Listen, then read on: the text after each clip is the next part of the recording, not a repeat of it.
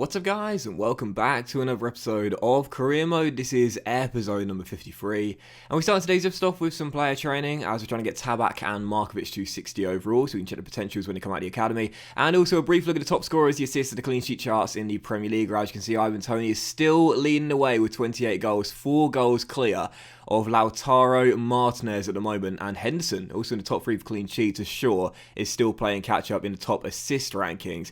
But in the last episode when we beat Chelsea by 3 goals to 2 in the FA Cup, I said that Toney was the top scorer in English football. Of course he's not. Martinez is the top scorer in English football. Toney's got 30 goals in all competitions, and Martinez has 32 in all competitions. So whilst Toney is leading the way in the Golden Boot, Martinez right behind him in the 1-2 right now, 4 goals behind him. But Martinez scored more cup goals than Toney, so in total he's got 2 more than the shocker. So this rivalry with Chelsea is now player rivalry as well. Toney versus Martinez for the Golden Boot, and to see who scores more goals in English football come the end of the season. It's amazing, man. I just love this rivalry we've got with Chelsea. But following that as well, Davy Prupper is back from injury, the long-term ACL he suffered right at the start of the season. He is back, so buzzing for Davy Prupper that he's returning from injury. He's going to feel like a new signing. We've not had him for the entire season, so he's coming back, and that's great news. And we also had 2 international friendlies here against Bolivia to begin with, where as you can see we won the first game 4-0,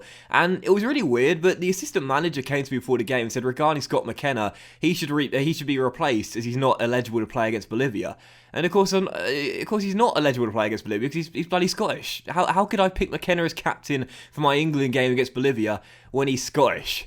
That made literally no sense whatsoever, and another one of those weird bugs that EA have. It reminded me of the caller. Was it on Talk Sport years and years and years ago when he says that Anthony Niemi should play for Scotland, and the presenter goes, "He's Finnish," and then the caller goes, "He's not Finnish, he's only 28 or something." It's well funny. I'll leave a link to that if you've not heard it before. It's really good. But anyway, another win there against Romania. Sam Hill is going to go to Medeski Stadium next year on a 1-year loan deal, as we agreed a deal there. And also we were promoted a youth player who wanted to terminate his contract. That was Jordan White. He only shows great potential. 62 rated right winger, 18 years old. Quick off the mark, this lad. 76 acceleration, 81 sprint speed, but 5-star weak foot is good, but showing great potential. I don't think now I'm going to keep players that only show great potential, just because we've got so many players here that have got potential to be special or an exciting prospect tag, either in the academy or already in our first team or are out on loan right now.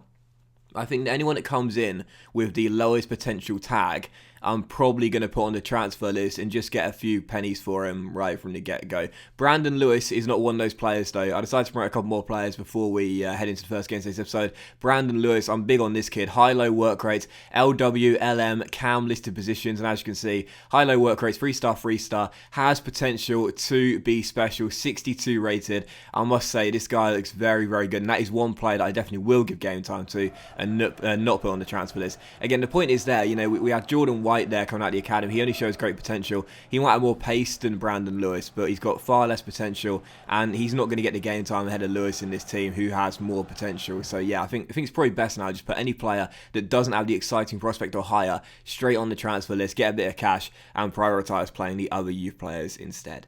Anyway, first game of today's episode, and it's going to be against Stoke City here away from home, of course, coming on the back of an absolutely massive victory in what I would probably call my favourite game of the series. The 3-2 win against Liverpool, the late drama, Toney's redemption. What a game, what a win it was. And now taking on Stoke City away from home right now, threatened by relegation. If you remember, last season secured their safety with a win in this exact fixture against us on the final day. Now looking for revenge in our first win away against Stoke and back-to-back victories against the Potters this season. We started off on the front foot. First, Luke Shaw's shot well saved with the goalkeeper, and then Godfrey's header put just wide the post. It was still 0-0. In the 31st minute though, Ollie Shaw, all throughout the first half an hour, was making great forward attacking runs, which he loves to do. And as he picks out Dominic Calvert-Lewin, our number 10 had so much work to do here, but my word, did he do it efficiently. What a goal from Calvert-Lewin as he tells the fans to calm down. He could have released the ball there, but decided to take it on himself with 3 red and white shirts to beat.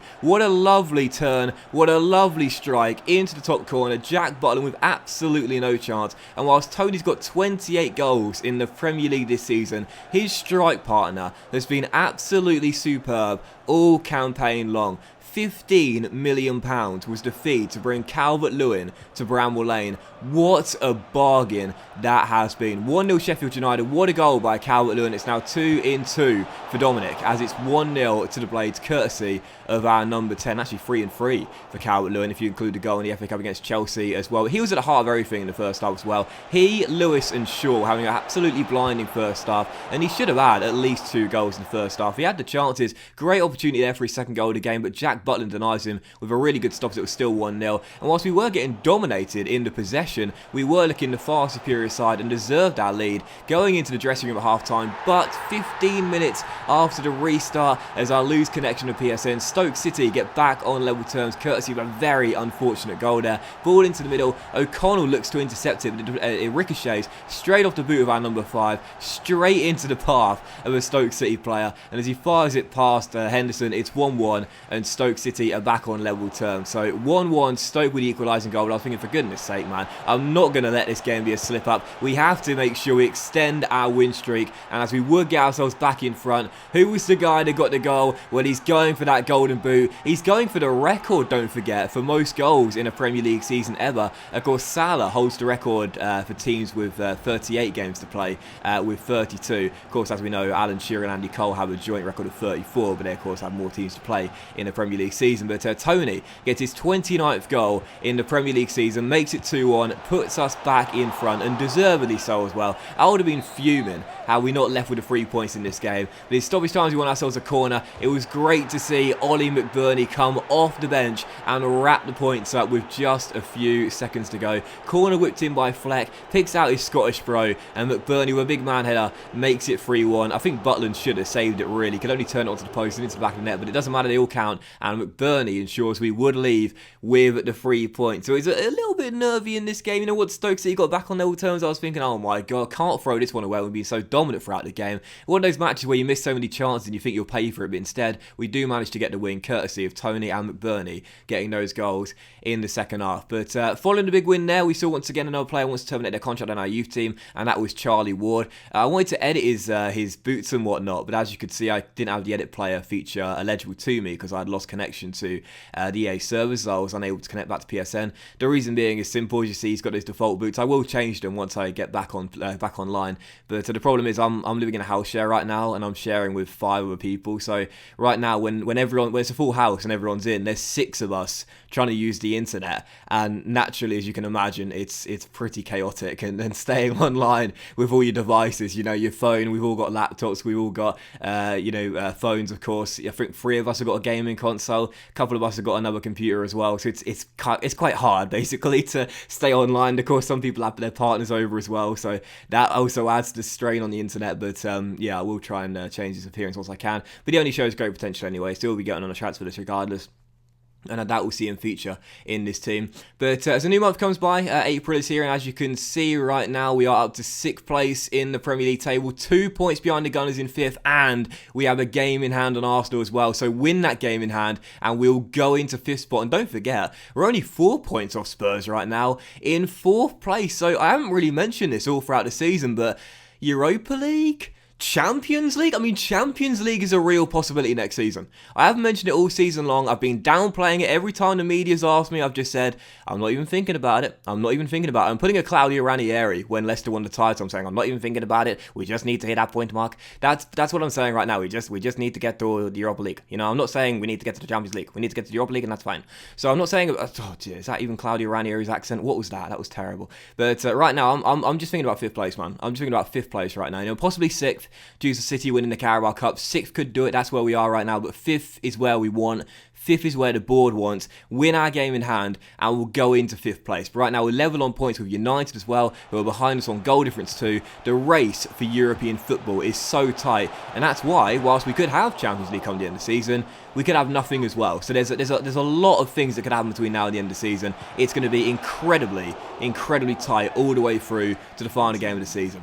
Still, second and final games of this episode, just 2 games today. We'll take on Leicester City away at the King Power Stadium, of course, looking for revenge after they beat us at Bramall Lane. Travelling away from home, Leicester, of course, not having the best of seasons by their higher expectations, but it was still going to be a very tough game against one of the better teams in the division. It was a topsy-turvy first half as well. Leicester started off better, then We started off better, but neither side able to draw first blood in the first half until 7 minutes after the restart, where the hosts would go in front. Dennis Praet with a goal as the Foxes would take the lead, run all the way to celebrate with Brendan Rodgers on the sidelines. I'm so glad he's getting the respect he deserves. I've always been a big fan of Rodgers. I thought it was really unjustifiably treated by the media when he was at Liverpool. I've always rated him as a manager, and it's great to see him doing so well at Leicester right now after a successful stint in Scottish football. But 1-0 to Leicester regardless. But just before the hour mark, 7 minutes after their goal, just like against Stoke, we peg Leicester back straight away. And who gets the goal? It's that man once again, Dominic Calvert-Lewin. Not entirely sure about the celebration. Not entirely sure how he did the celebration, to be honest. But either way, he can celebrate however he likes right now, because that's his 4th goal in 4 games in all competitions. DCL is just on fire. Our number 10 sprinting forward there in behind the back line, Jamie Vardy style. 1-on-1 with the goalkeeper, smashed it home. Leicester 1, Sheffield United 1, and Calvert-Lewin has now got 14 goals in the Premier League season. 1-1. That was how the game would finish, and ordinarily I'd take a point away against a very good Leicester side and call it a credible result. But unfortunately, at this point in the season, with so much at stake, with just a few games to go, spurning our game in hand and only picking up a third of the maximum points available is a slip up. No other way of putting it. Draws right now feel like defeats. Now, as you can see, 7 games to go. Arsenal are now into the top 4, and Spurs have dropped down to 5th place with 3 points behind Jose Mourinho's side with 7 games to go as they're sat in 5th, and we've now dropped down to 7th place and are 2 points behind Manchester United in 6th and only 1 point clear of Everton in 8th place. And that's why I said earlier, it could be Europa League, it could be Champions League, but also it could be nothing as well. But I won't say to the career mode, guys, so we thank you for watching. Really, if you have enjoyed it, if you did enjoy today's episode, then please do drop a like. Much love to you all. Have a fantastic day, and I'll see you for the next episode of Career Mode very soon, which you won't want to miss, as it features games against Chelsea and Manchester United as well.